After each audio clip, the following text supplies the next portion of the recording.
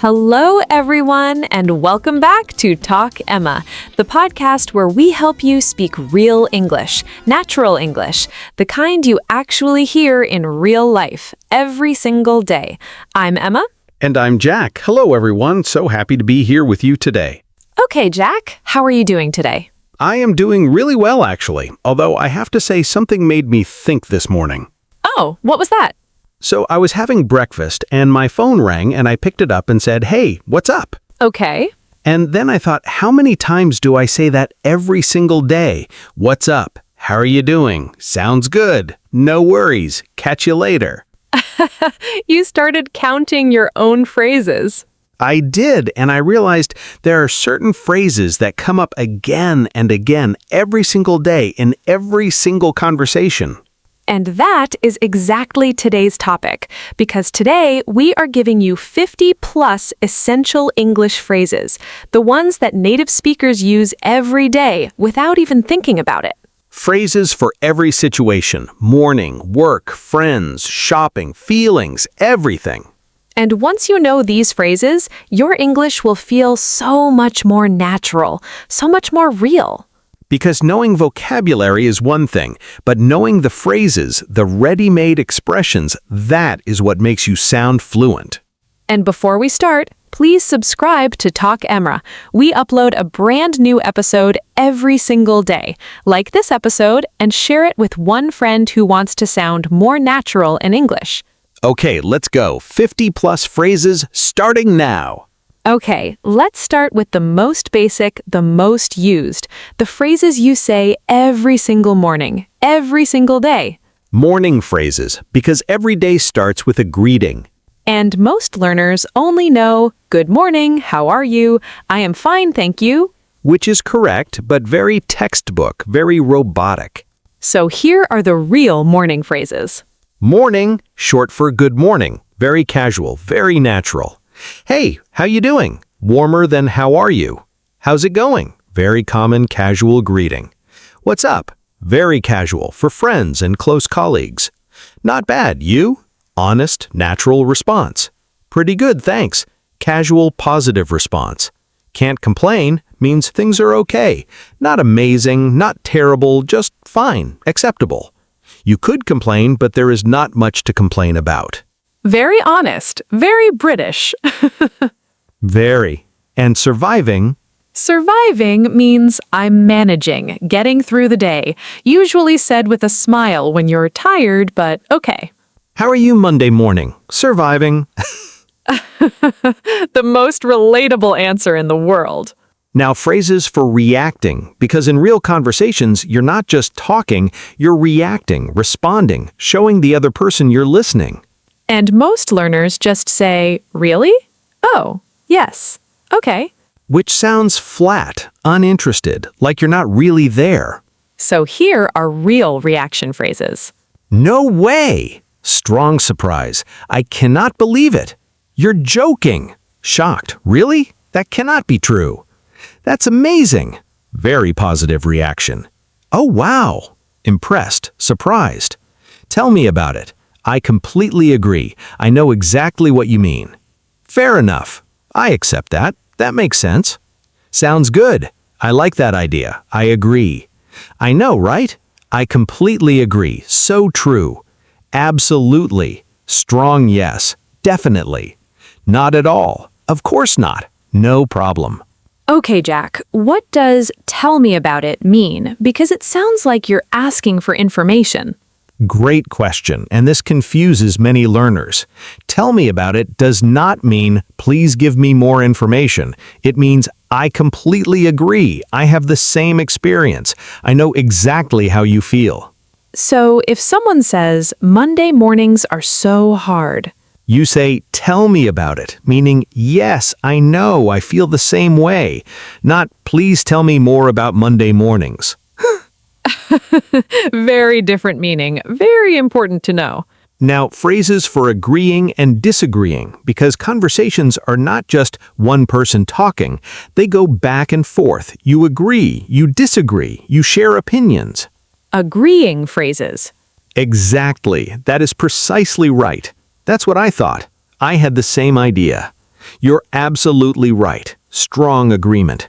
I couldn't agree more. I agree completely. That makes total sense. That is logical. I understand.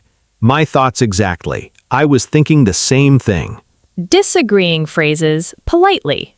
I see your point, but I understand you, but I think differently. I'm not so sure about that. I have doubts. I'm not convinced. That's interesting, however, polite way to introduce disagreement. I actually think introducing your different opinion. Do you think so? I'm not sure. Gentle disagreement. Okay, Jack, what does "I couldn't agree more" mean? Because it sounds negative, like I cannot agree. Oh, this is a great point. And yes, it is confusing at first.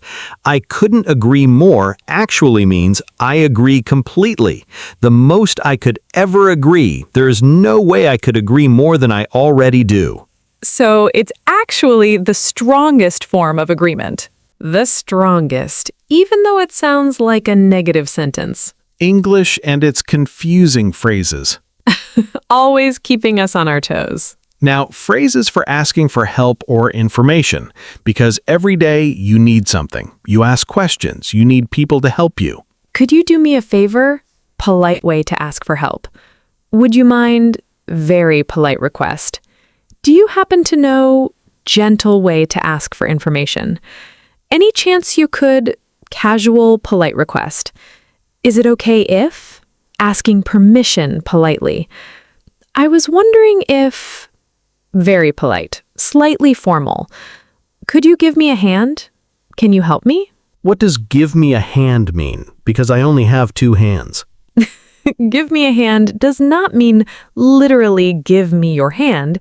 It means help me, assist me, lend your support. Could you give me a hand with this box? Can you help me carry this box? I could really use a hand here. I really need some help right now. Very natural, very common in everyday British English.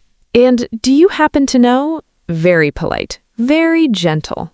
Do you happen to know where the nearest coffee shop is? Much softer than, where is the coffee shop? It shows you are not demanding, just gently asking if they know. Now, phrases for when things go wrong, because life is not always perfect. Things happen, plans change, mistakes are made. And you need phrases for those moments too. My bad. Casual way to say that was my fault. Sorry. I messed up. I made a mistake. It slipped my mind. I forgot. It escaped my memory. I got confused. I misunderstood. I was not clear. That's my fault. I take responsibility. I'll sort it out. I will fix it. I will handle it. Don't worry about it. It's fine. No problem. These things happen. Mistakes are normal. Do not stress. No harm done. Nothing bad happened. It's okay. What does sorted out mean? Sort it out means to fix a problem, to deal with a situation, to organize something that is messy or wrong. Don't worry, I'll sort it out. I will handle this. I will fix it. Leave it to me. Very common in British English especially. And it slipped my mind. Slipped my mind means I forgot. The thought was in my mind, but it slipped away, like something slipping through your fingers.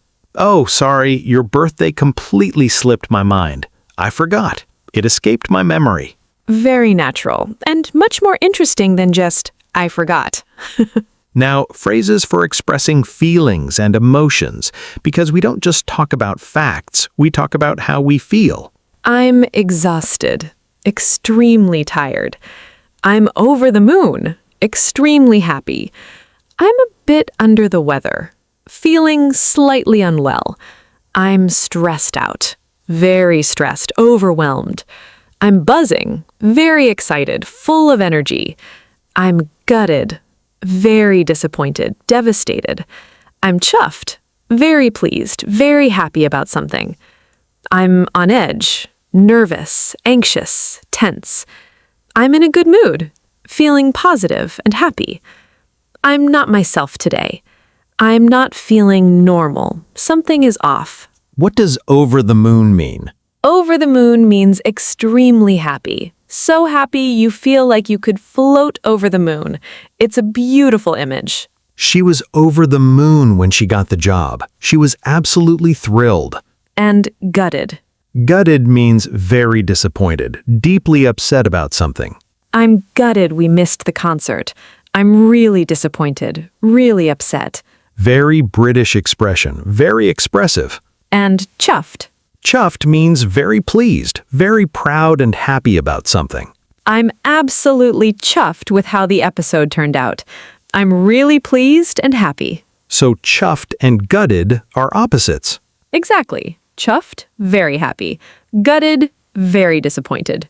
Now, phrases for making plans and suggestions, because every day you make plans, you suggest things, you organize your life.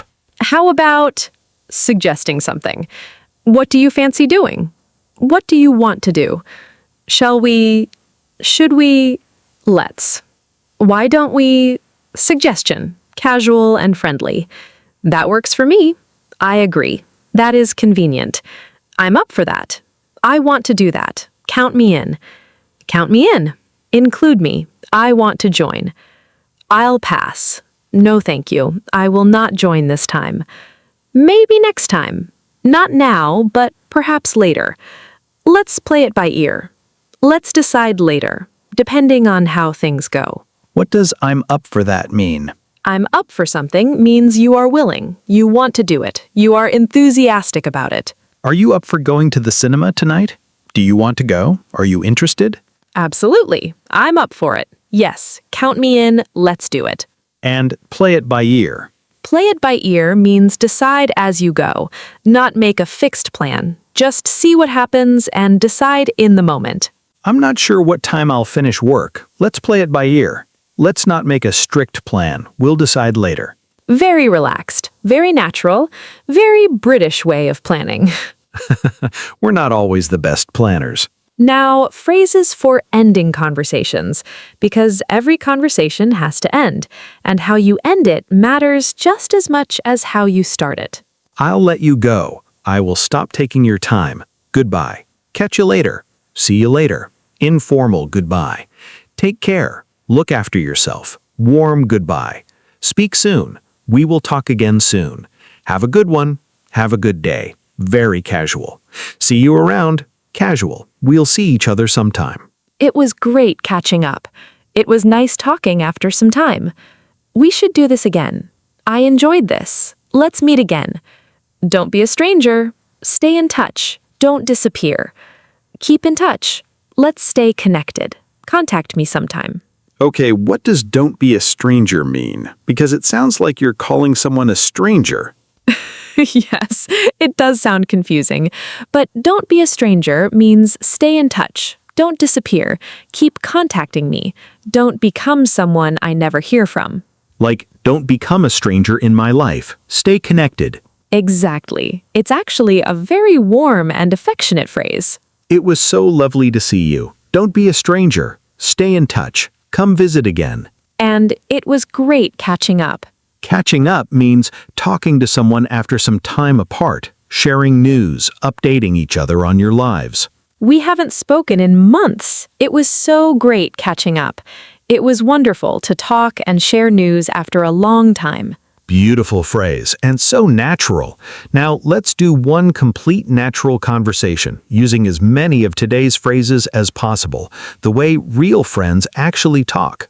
Perfect. Two old friends bumping into each other on the street. Emma, no way. I haven't seen you in ages. Jack, oh wow, how are you doing? Not bad. Surviving. Work has been crazy. Tell me about it, right?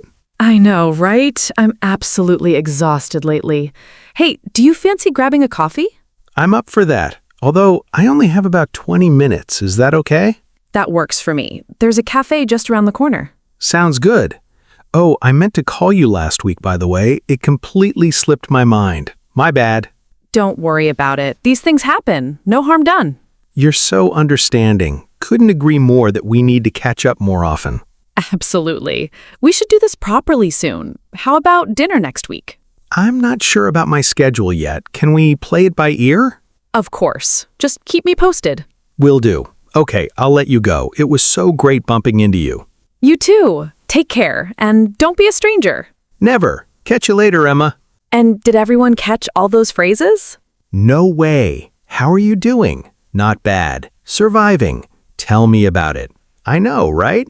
Do you fancy? I'm up for that. That works for me. Sounds good. Slipped my mind. My bad.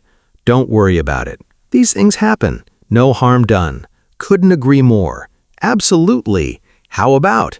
Play it by ear. Keep me posted. I'll let you go. Take care. Don't be a stranger. Catch you later. 23 phrases. One natural street conversation between two old friends. And it felt completely real, completely natural, nothing forced. Because these phrases are real. They are what real people say every single day. And now they are yours. 75 phrases. 75 essential everyday English phrases in one episode. And not one grammar rule in sight. Just real English, natural English, the English that lives in real conversations. Every time you say, "Tell me about it," you are connecting with someone, showing them, "I understand you. I feel the same." Every time you say, "Don't be a stranger," you are telling someone, "You matter to me. Stay in my life." Every time you say, "No harm done," you are giving someone grace, telling them, "Mistakes are okay. We are fine." These phrases carry kindness, warmth, humanity. And that is what language is really for. Not just information, but connection. And now you have 75 new ways to connect in English, starting today. Use them. Try them. Make them yours.